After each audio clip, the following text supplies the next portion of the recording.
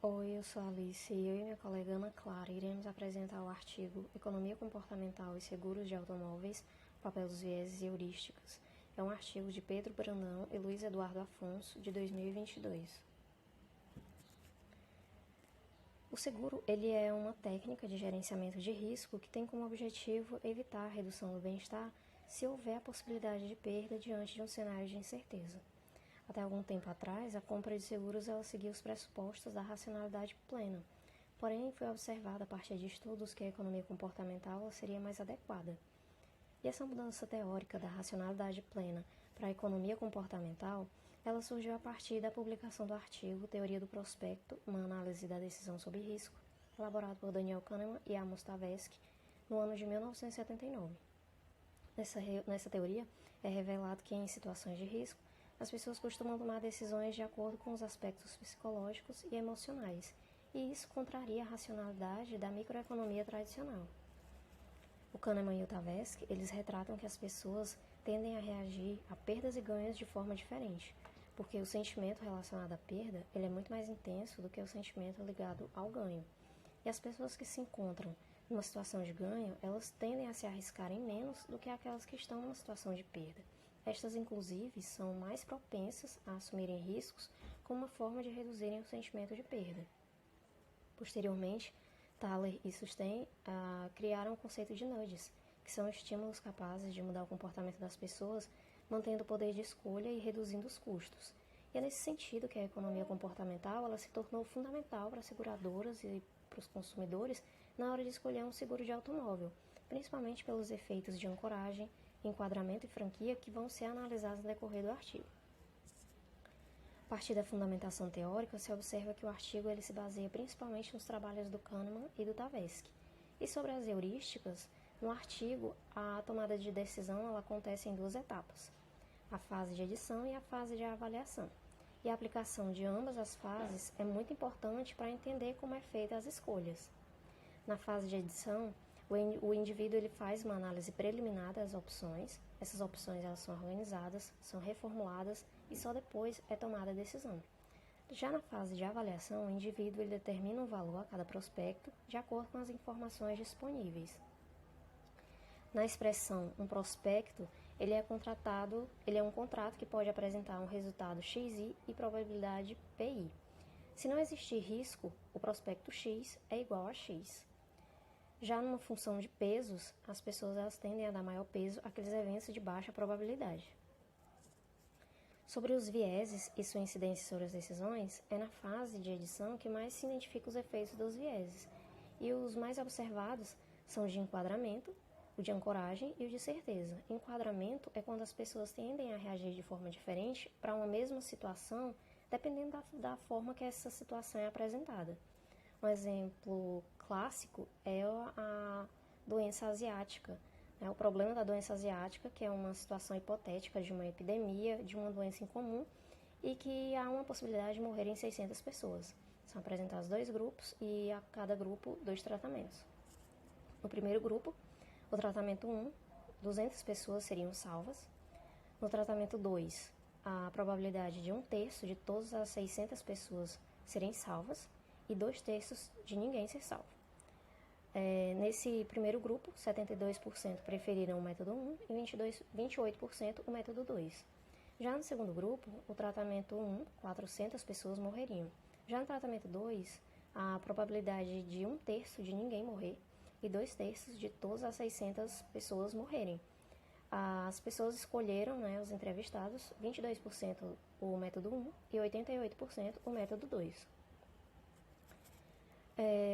Sobre os vieses e suas incidências sobre as decisões, o efeito ancoragem ele é um julgamento prévio de uma situação com base na forma que ela é apresentada. E essa avaliação inicial enviesada dos prospectos ela pode ter uma consequência importante, mesmo quando novas informações forem adicionadas. Já o efeito de certeza, ele implica na tendência que as pessoas possuem de optar por aqueles eventos que são mais prováveis. As pessoas tendem a preferir os resultados mais garantidos.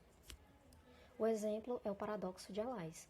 São apresentados 2 problemas e 2 prospectos. Problema 1, Primeiro prospecto, 33% de chance de ganhar $2.500 e 66% de ganhar $2.400, além de 1% de ganhar nada.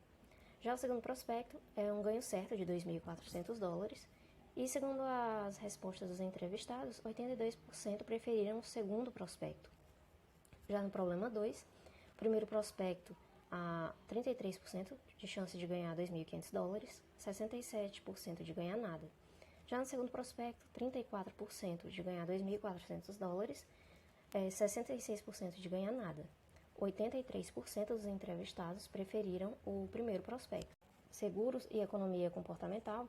A compra de seguro ele é, por natureza, uma condição de risco, porque existe a possibilidade de perda em relação ao resultado esperado. E é nessa citação que a economia comportamental é utilizada. Nisso são citados 2 casos internacionais em que a economia comportamental aplicada à decisão de uma compra de seguros são 2 casos da década de 1990. O primeiro, em 1990, o autoproclamado climatologista Ian Browning profetizou um terremoto no dia 3 de dezembro, lá em Missouri, nos Estados Unidos, numa região já conhecida pela atividade sísmica, e apesar de não ter ocorrido o terremoto na data prevista, mais de 650 mil pessoas adicionaram a cobertura de terremotos em seus seguros. E uma possível explicação para isso é a heurística da disponibilidade. Já em 1991, nos estados da Pensilvânia e New Jersey, os estados eles mudaram suas legislações sobre o seguro de automóveis visando diminuir o prêmio. São apresentados, então, 2 planos de seguro. No primeiro, em caso de acidente, o segurado ele tem o direito de processar a seguradora e conseguir uma indenização. Já no segundo plano, que era mais barato, não havia esse direito de processar. Em New Jersey, a cobertura padrão era mais barata e completa, mas o valor poderia diminuir caso o segurado desistisse de processar a seguradora. Com isso, em New Jersey, apenas 20% adquiriram o direito de processar, enquanto na Pensilvânia, 75% mantiveram o seu direito de processar. Uma situação que é possível observar o efeito de enquadramento. Sobre as evidências empíricas, seguros e economia comportamental, em relação à aversão ao risco e os determinantes da compra de seguros, existem alguns estudos não conclusivos. Entre eles, a relação positiva entre a renda e a demanda por seguros, o estado civil e a educação, e o efeito da idade na demanda por seguro. E na literatura nacional, não existem trabalhos que abordem o seguro de automóveis segundo a economia comportamental. Logo, nesse artigo, esse assunto vai ser abordado. E a partir de 3 hipóteses. Na hipótese 1, existe efeito de ancoragem na intenção de compra de seguro de automóveis. A hipótese 2, existe efeito de enquadramento na intenção de compra de seguro de automóveis. E na hipótese 3, existe efeito de franquia na intenção de compra de seguro de automóvel. Bom, eu sou a Clara e eu vou dar andamento à apresentação do artigo. Eu vou falar sobre os procedimentos metodológicos, os resultados e a conclusão. A coleta de dados foi feita de forma presencial, certo? A amostra era composta por diversos alunos de diferentes cursos oferecidos pela B3, então esses alunos eles tinham diversos níveis de conhecimento, de escolaridade e passaram por diferentes experiências, então era uma amostra bem diversa. Ao todo, os autores elaboraram 6 versões de questionários. Cada questionário ele tinha 2 partes, né? A primeira parte ela buscava captar a incidência dos viéses cognitivos e o efeito de variação no enquadramento, né? Então, tinham diversas questões que tinham esse intuito. Na segunda parte, ela era invariante para todas as 6 versões de questionários e elas continham perguntas para traçar o perfil sociodemográfico dos respondentes, né? Participação, ela era, portanto, voluntária, né? E foram obtidas, ao todo, 163 respostas. Dos resultados, as características dos respondentes. Dos 163 respondentes, 71 eram mulheres, 92 homens. A idade média dos respondentes era de 33 anos. 54% deles eram solteiros, 39% casados e 7% eram divorciados. A renda mensal média das pessoas que responderam era de aproximadamente 7 salários mínimos, 71% das pessoas possuíam ensino superior ou pós-graduação, 23% delas possuíam ensino superior incompleto e 6% ensino médio completo ou incompleto. Dos 163 respondentes, 107 possuíam carro e 85% deles tinham carro e possuíam seguro e 15% deles tinham carro e não tinham seguro. Dos 163 respondentes, 15, que no caso é 9% deles, possuem ou já possuíram carro e não tinham seguros para esses carros. Na questão 1, eles buscaram medir essa aversão ao risco, certo? Então, eles partiram do pressuposto, né, que Harrison e NG, eles enfatizaram, então, que a aversão ao risco, ela vai ser um dos objetos naturais na análise da demanda por seguros. Então, a primeira questão do questionário, ela quis, então, mensurar esse nível de aversão ao risco dos indivíduos através da disposição a pagar uma determinada quantia para participar de uma aposta. Então, eles fizeram essa pergunta para tentar mensurar o nível de aversão ao risco dos respondentes. Então, os resultados que eles encontraram foram utilizados para calcular o coeficiente de aversão absoluta ao risco de cada respondente, né, seguindo a metodologia de Pratt. Então, tinha esse coeficiente de Arrow-Pratt, ele levava em conta o valor da função utilidade do indivíduo no ponto X.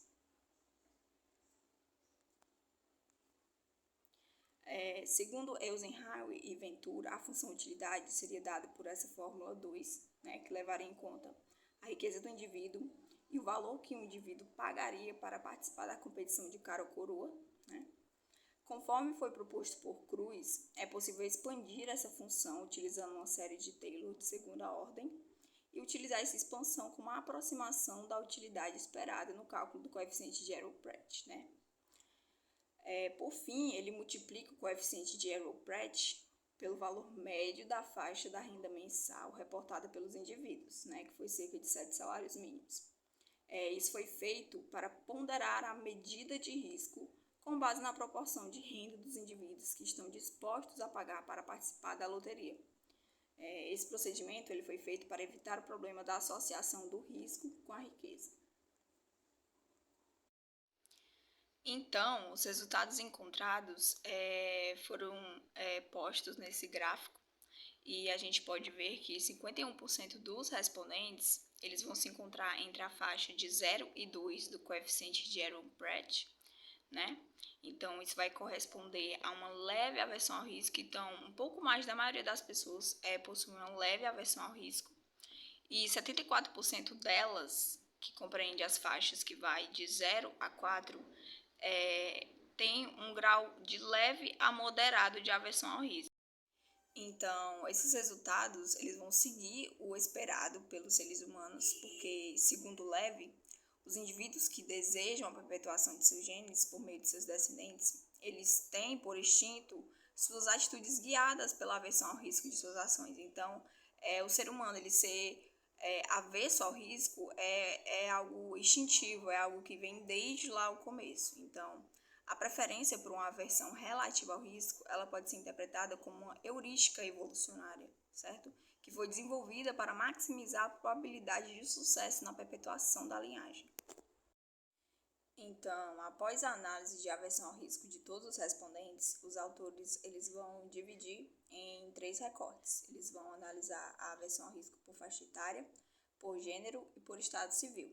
Então, como a gente pode ver aqui por faixa etária, a evidência de que a aversão ao risco ela tende a aumentar com a idade. Então, olhando aqui para o gráfico, a gente vê que aquelas pessoas que tinham até 28 anos, elas tinham um certo grau de aversão ao risco, um grau 1, enquanto as pessoas de 29 a 38 anos, esse grau de aversão ao risco vai aumentando. Conforme as idades vão passando, esse grau de aversão ao risco vai aumentando. Então, a única faixa que foi diferente foi a faixa etária de 49 a 58 anos. Só que o motivo para isso ter ocorrido, esse resultado contraintuitivo, foi que os autores eles apontam que pode estar associado ao tamanho reduzido da amostra, né, de apenas 163 respondentes, ou porque teve a presença de outliers, um na idade de 54 anos e outro na de 55 anos, certo? Mas no geral a gente pode ver que quando a idade vai passando, a aversão ao risco também vai aumentando. Agora a aversão ao risco por gênero. Para analisar, eles pegaram os coeficientes médios de aversão ao risco por gênero, né? Então, em média, a gente pode observar que as mulheres elas vão ser mais avessas ao risco, né? Cerca de 26% a mais do que os homens, como a gente pode observar aqui no gráfico.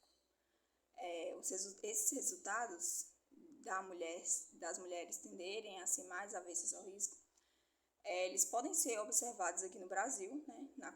Na hora de você comprar um seguro, né? Que dadas as mesmas condições para o homem e para a mulher, a mesma idade e tudo mais, os prêmios pagos pelos homens, eles vão ser bem maiores do que aqueles prêmios pagos pelas mulheres, certo?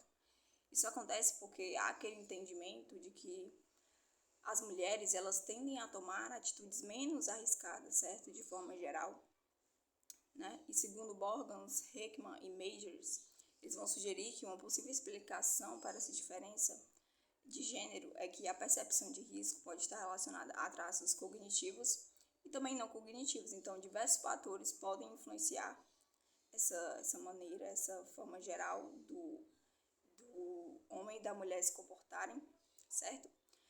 Diversos fatores que podem influenciar de maneiras diferentes, certo?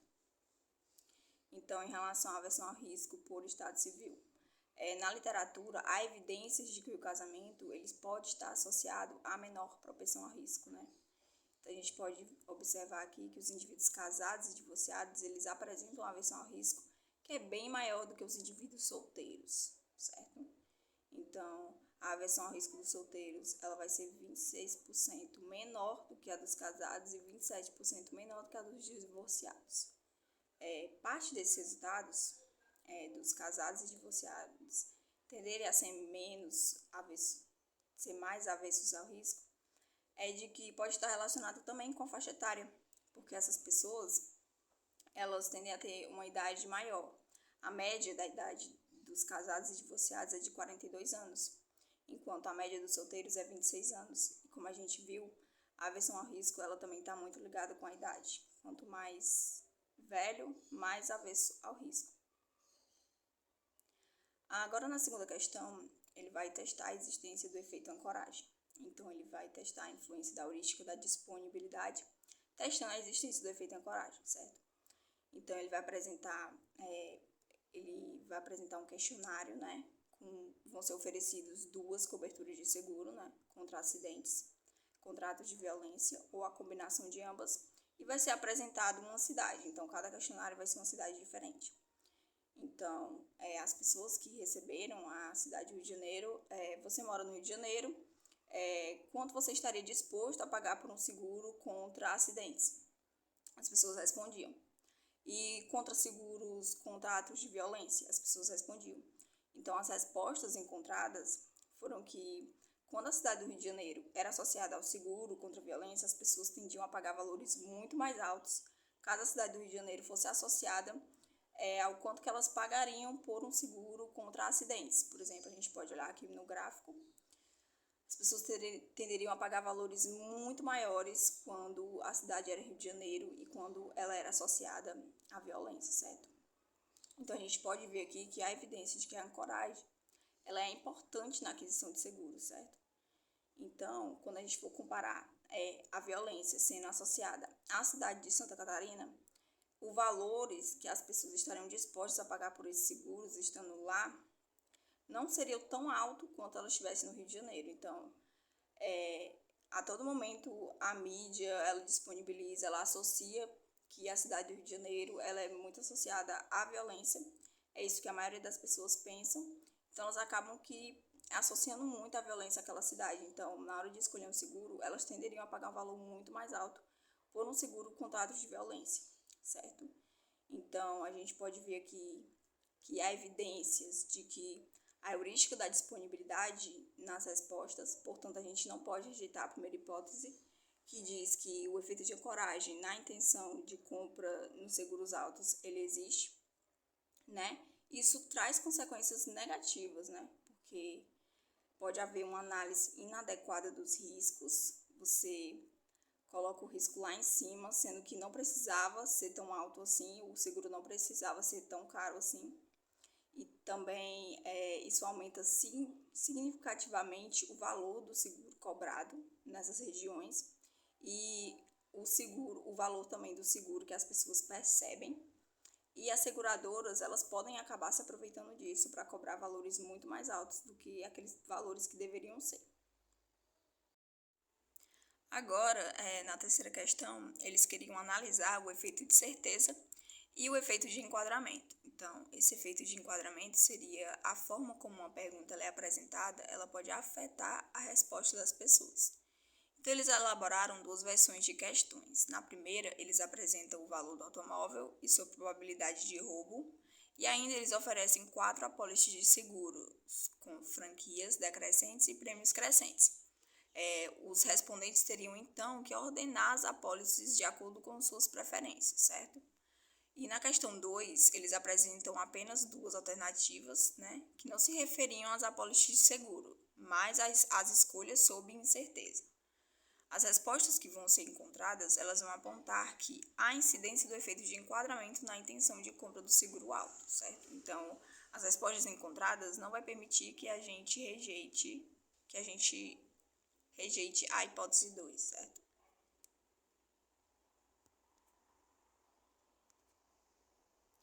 Na questão 1, foi solicitado então que os respondentes eles ordenassem suas preferências por 4 apólices, as apólices A, B, C e D, certo?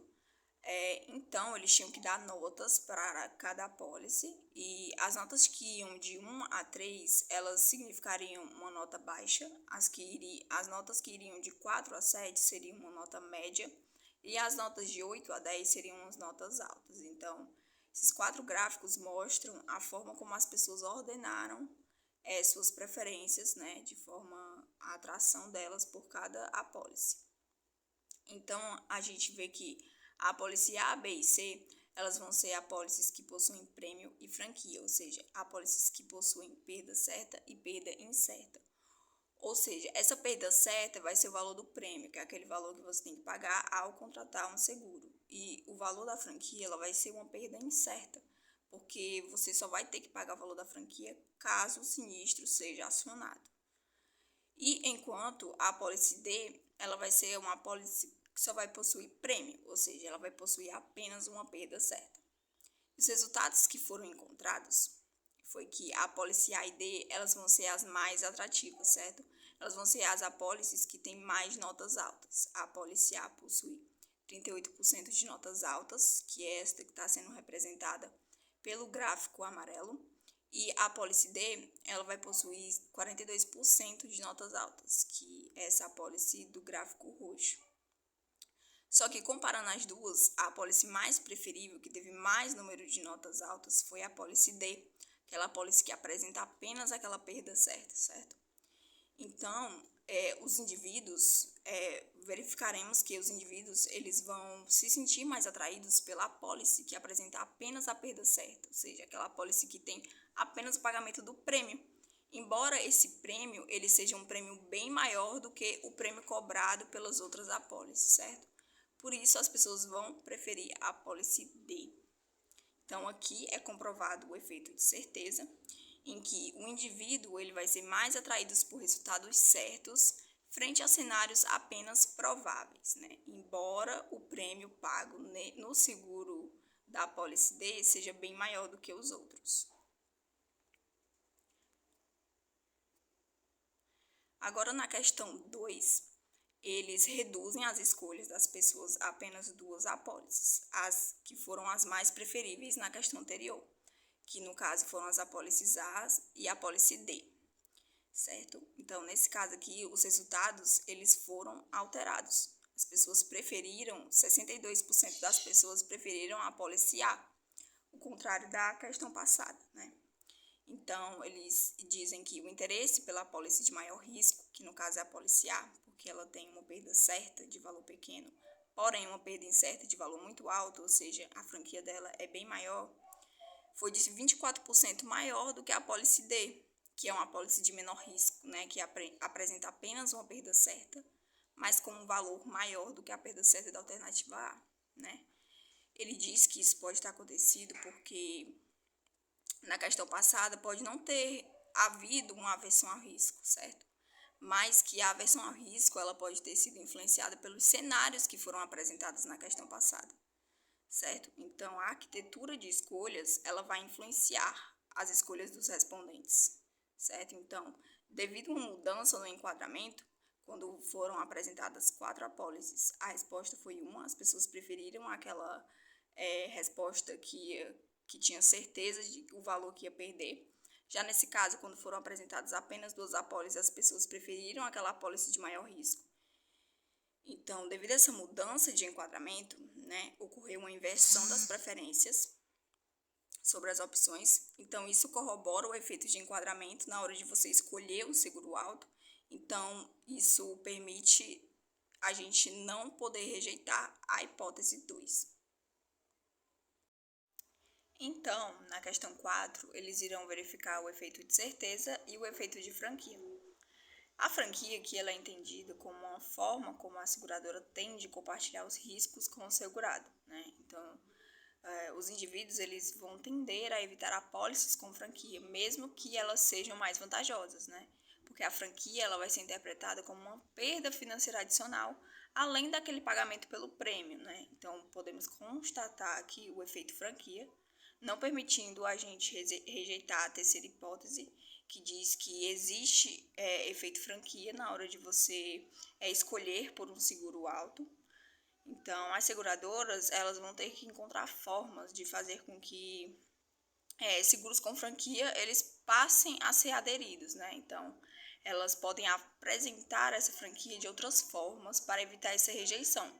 Né? Elas podem fazer isso aumentando as taxas cobradas nos prêmios puros e utilizando um mecanismo de reembolso. Então, nessa questão, eles utilizaram duas alternativas de seguro. Na primeira alternativa, eles ofereciam um seguro com um prêmio de 1.800, com franquia de R$ 1.000, certo? E no segundo seguro, eles ofereciam um seguro com prêmio de 2.800, bem maior do que no primeiro seguro, e com reembolso de R$ 1.000 caso o sinistro não fosse acionado, certo?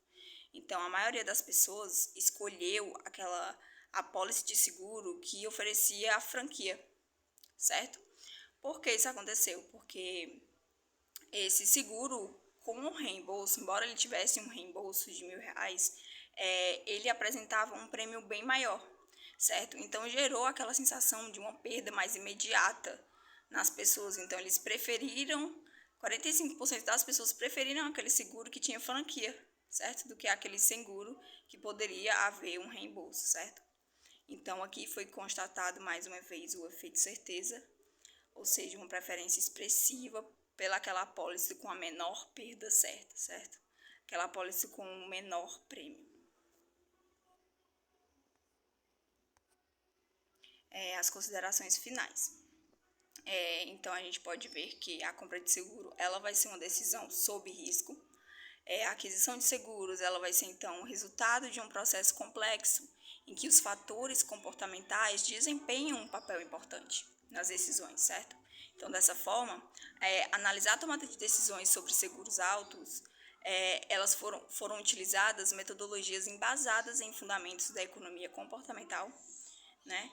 Os resultados encontrados com o cálculo do coeficiente de Aaron-Pratt mostrou-se que os vieses e as heurísticas elas podem afetar o julgamento dos compradores de seguro, né? E foram encontradas evidências que permitiram não refutar as 3 hipóteses apontadas no começo, que foram que na hora de você comprar um seguro, existe efeito de ancoragem, efeito de enquadramento e um efeito de franquia que vai influenciar na hora de você escolher um seguro, certo? Além de ser possível observar que o contexto, né, associação de uma determinada localidade com algum evento de risco, como foi o caso do Rio de Janeiro, quando associado ao seguro contra a violência, essa associação, o contexto em que é colocado, né, ele é relevante para explicar as escolhas por seguro, certo? E na questão 3.1, a gente pôde observar que o pagamento da franquia, ela parece ter influenciado a aversão ao risco dos respondentes.